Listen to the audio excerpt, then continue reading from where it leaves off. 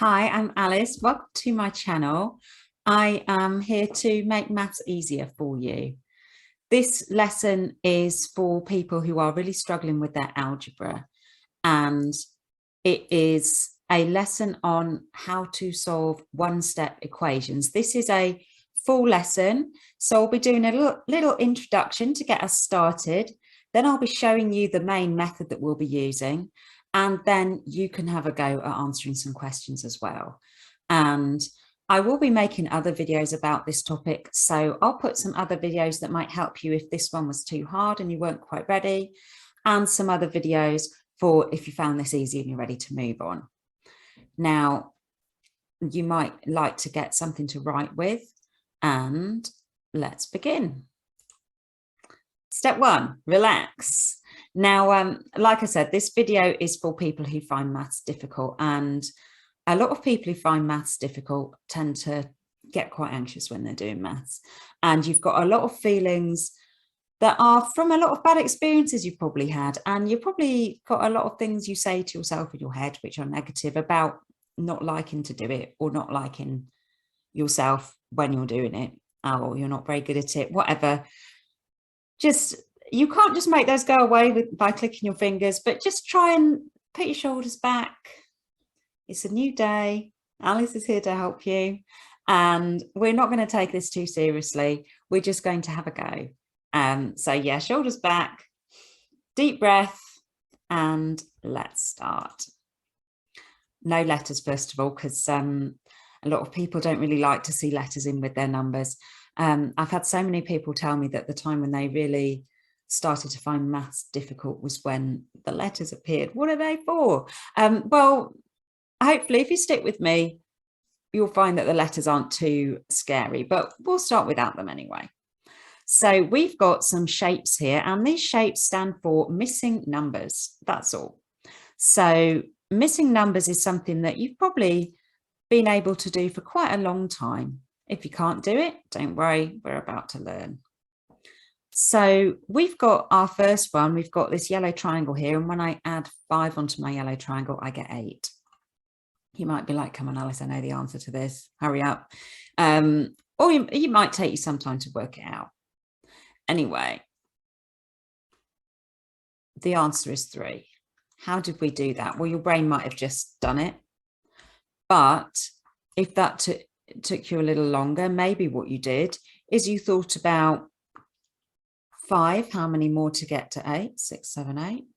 Or maybe you subtracted 5 from 8. And that's going to be our method today. That's called doing the inverse, doing the opposite. So we added 5. So to find out what the number was before we added 5, we take away 5 and we get 3. Is it correct? You can see it's correct when we put it back into the calculation and we find it makes the right calculation to make 8. Now we've got a blue egg, and when I take away 4 from my blue egg, I get 7. So let's use that inverse method again. So the opposite to taking away 4 is to add 4. So before I took away 4, what was the number? We'll do 7 add 4, and the answer is 11. Can we check it? Yes. Is that right? 11 take away 4. Is it 7? It is. If you do make a mistake, don't worry. Nothing bad happened. You're learning. If you knew how to do this already, you wouldn't be here. And, you know, I make mistakes all day long, and teaching maths is my job. So I won't be able to teach you how to never make a mistake, but hopefully we'll get more accurate and we'll get more confident. And you'll see that mistakes aren't a big deal. I mean, like if you're a rocket scientist or you're flying a plane or something, you might not want to make a mistake, but we're here doing a bit of maths. Make a mistake is fine. So we've got now 3 times our red rectangle shape is 12. So 3 times what number is 12? You might just know. You might use your 3 times table to count up to 12, or you might want to use the inverse method. So in that case, we'll divide by 3. 12 divided by 3, or how many 3s are in 12? The answer is 4. If I'm going a bit fast for you, you can always pause it, okay? This is your lesson, do it at your speed. So the red rectangle is 4. Oh, look, we solved 3 equations. One more, and then we'll look at some letters. So we've got a purple arrow, and when I divide that number by 4, I get 9. So what number divided by 4 is 9? Inverse again. So we know from the last one that divide and times are the opposite of each other. So the opposite of divide by 4 must be times by 4. 9 times 4. Use your times tables. Pause if you need to. The answer is 36.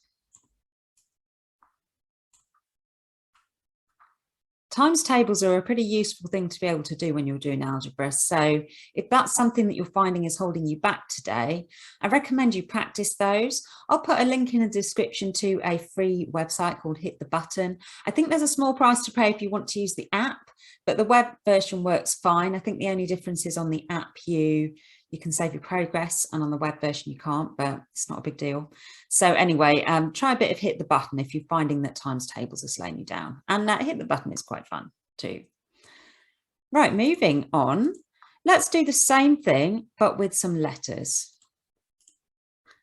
Here we go. We've got an A, and when we add 9 to it, we get 10. So what's that letter doing? It's just, I suppose you could think about it like cracking a code or solving a puzzle. It's just like our previous one. It's just a missing number or a mystery number. So you might have already figured this out while I was talking. If you haven't, let's do it together. A number add 9 equals 10. So what is that number? So to do that, you might have just worked it out in your head very quickly. If you haven't, just take away 9 from that number. You get 10 take away 9, 1. Let's check it. A, is it 1? 1 add 9 is 10. Yes. Next, we have B, take away 2 equals 12. So what number does B stand for? Let's see. We've got take away 2. The opposite of take away 2 is add 2. So 12 add 2 is 14. Therefore, B must be 14. Does that work? Is 14 take away 2 12? Yes. You can always check it. That's the nice thing about these equations. If you're not sure if you're right or not, you don't have to wonder. You can just put the number where the letter was and see if you get the right answer. And if you don't get the right answer, you might get some sort of insight into where you went wrong and what you might try next. So next of all, we've got something that we haven't seen yet. We've got a number next to a letter.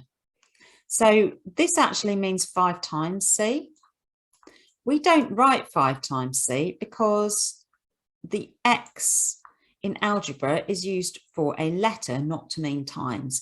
And X is a very popular letter in algebra, which we will talk about another day.